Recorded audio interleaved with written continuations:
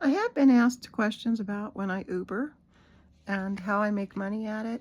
Now, you have to remember, I live in a smaller town. It's only about 38,000 people all total. I mean, the entire outlying area as well.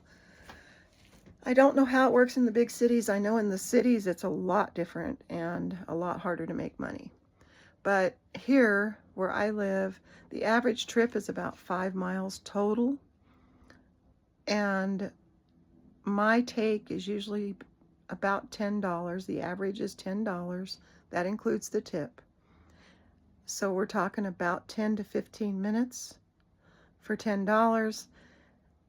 And I'm free to go do whatever I want. So that's the good part about Ubering, is I'm not tied to a desk or to a schedule. A lot of times I come back home and maybe hang out at home for a couple of hours even, or a half an hour, and I'll get another ride. Sometimes I'm out on the street for a couple of hours running back and forth running rides. So for instance, last week, I think it was last Friday evening, about 5 o'clock, people are starting to go to dinner. They want to come into town. You know, it's a mile to walk, 2 miles, and they don't want to drive because they want to go have dinner, have a few drinks, and go home. And so those rides are usually about $10 in and $10 back, including the tip. At night, they can be a lot higher. If there's a game going on at the university, those rides can be $25 because of the demand. So it just kind of depends on that. The demand makes the difference.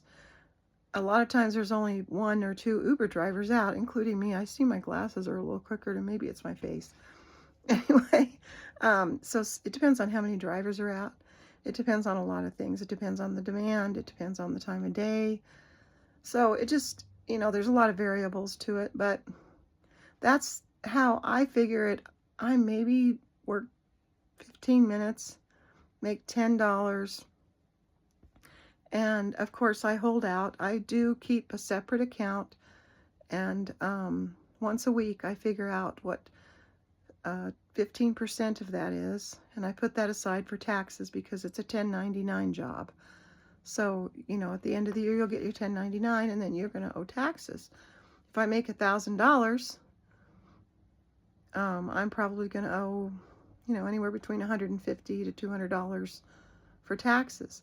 However, everything is deductible as well. So you deduct your gasoline, your car maintenance, that kind of thing. So, and keeping the car clean, which isn't that big of a deal, but all of that is deductions. And I've been self-employed because I've sold on eBay and Etsy, and I've been a seamstress, and I've done a lot of transcription work.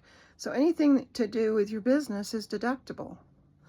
So a lot of times your taxes are a lot less as long as you keep track of what you're doing and keep good records. That's the main thing. Because you will get a 1099, and if you get a 1099, it's going to be reported to the federal government. And there's a couple people I don't argue with, and that's one of them. Taxes, you got to pay them. That's all there is to it. So I kind of wanted to let you know about that.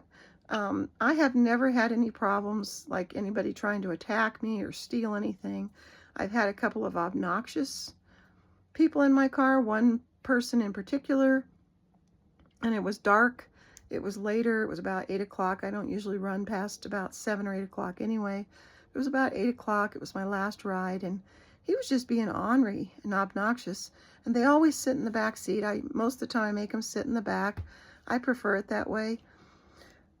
And so I pulled over and I told him to get out of the car. And he said, "No, you can't make me get out. I paid for this ride." And I said, "You're getting out of this car." And he said, "Well, you can't do that." And I said, "I don't have to put up with you." I said, Uber's very clear about that. And if you go through the Uber training, which you have to be an Uber driver, you have to go through the videos. You should take notes, and you should learn what you can do. Because a lot of Uber drivers quit because they don't realize that they can set their boundaries. You can set rules for your vehicle. I had one kid back there, a 5-year-old with his mom, screaming his head off, and I pulled over and I told him, "If you don't stop screaming, you and your mom are going to get out and walk." And he stopped screaming. And his mom gave me a whomping tip later. So, but anyways, the man did get out of the car. And one thing yes, I do carry pepper spray, and I do have other means of self-defense, and I am not afraid to take care of myself. So Ubering in a small town is really not bad. I personally wouldn't want to try to do it in a bigger city for two reasons. You never know what's going to get in your car, and the likelihood of having a homeless person or some crazy person jump off the road and jump in your car, it does happen. And also because it's so crowded and the traffic is so bad that sometimes the calls will stack up on each other, and then you can't get to the next one in time to pick them up, or within a reasonable amount of time, because you can't get through the traffic. And Uber, one good thing about Uber, I have it set up so that to get into my car, you have to give me a PIN number, which is issued when you set up your ride. So either that or the last 4 digits of your phone number. Otherwise, you do not get in my car, because, it's just a safety precaution. I worked for law enforcement for a long time, and I like to cross my T's and dot my I's. And there's plenty of precautions you can take to make sure that you're safe. And of course, Uber drivers have to do a background check. You got to prove your insurance and your registration and all that stuff, and your driver's license. They take pictures of you and your driver's license to prove who you are. And when the rider sets up the ride, they can see who you are and what your car is and the license number. So there are some safety features if people would just take advantage of them. I've never had anybody have a problem with getting the PIN number. Some people can't find it, and I just get the last 4 of their phone number, and that takes care of it. But for the most part, people appreciate the fact that I'm being safe and they're being taken care of. So I just kind of wanted to cover that, because I know a lot of people have some strange concepts of Uber. Now, I know in the bigger cities, and even in the city 40 miles east of me, I've heard about some issues where people snipe calls. So there's a lot of Uber drivers in certain areas, and so they'll just pull up with an Uber sign, and people get in the car, and then then they'll say, well, that Uber, you're going to have to cancel that because this is wrong or whatever, and just pay cash, which they're going around the system so they don't have to pay taxes on their income.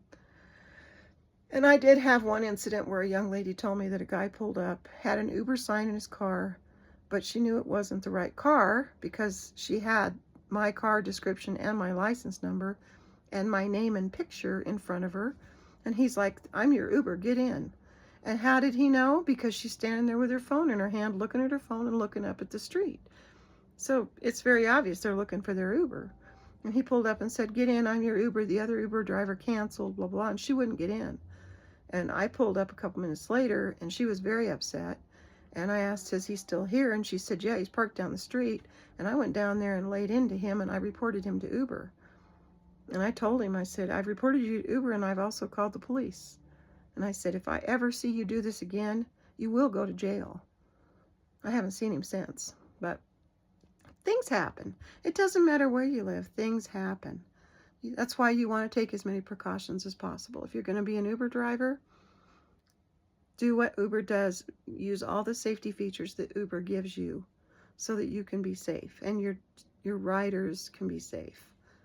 And like I said, most people appreciate that. I don't deliver food just because it's a pain. You got to jump out, go get it in the restaurant. Half time you got to wait for it. Then you get back in the car. You go to where you're going to drop it off. You got to find wherever you're going to drop it off. And usually it's an apartment building or something.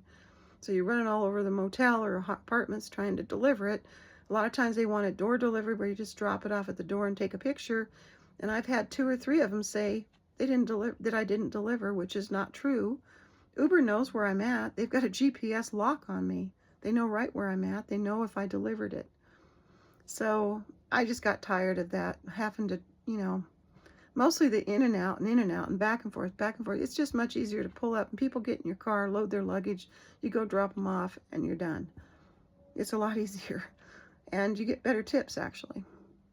I am also very cordial. I try to be nice to my riders. I always, ask them questions and things like that. And if they don't want to talk, I don't talk. I turn the radio on a little bit. I always have some kind of pretty mild music going, and elevator music, I guess you'd call it. But for the most part, people like to chat. But I wanted to just touch base on that because I know people have strange ideas about Uber. I personally have only taken one Uber, and it was very quick. I was just driving. I needed a ride to go get my son's car because he was in the hospital.